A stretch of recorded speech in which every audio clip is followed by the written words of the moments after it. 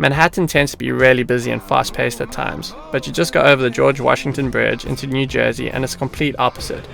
There's more sense of community here and more laid back and peaceful.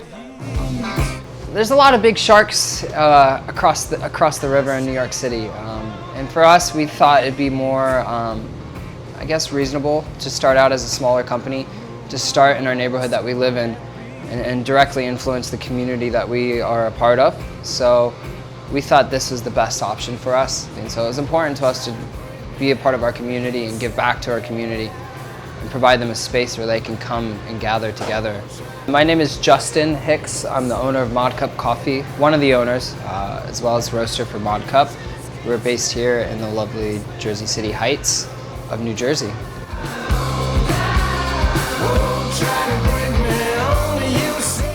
Coffee is kind of in a transitional phase, I'd have to say. We're starting to look at coffee in a different light. It's no longer just this drug that we use to wake us up in the mornings, the caffeine obviously, even though that helps. I think people are starting to understand that it is a perishable product, and that coffee, if it's roasted properly, can bring out a lot of different flavors and nuances that are, what I would have to argue, is more complex than wine itself.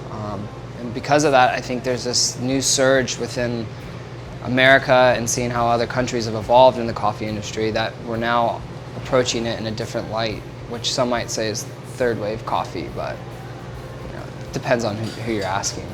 So the way we work as a company, we're looking for in-season crops, which I know that's kind of a plug word, but that's something that we very much focus on. Our whole idea of coffee is based around freshly roasted coffee. So the coffee that we start with has to come fresh from our source. We represent the top 5% of coffees grown around the world. So we're very selective as far as like the quality of coffees that we choose. But at any time or any given moment, we'll have coffees from Central, South America, Indonesia, Africa, all over the world. We try to have anywhere between 4 to 6 coffees that are really representing the best coffees at that given moment. About 10 years ago there, even 5 years ago, it used to be a little bit of a dangerous place there. It still kind of is a dangerous place up there, kind of block by block. So you get a lot of different types of people up there, which I love.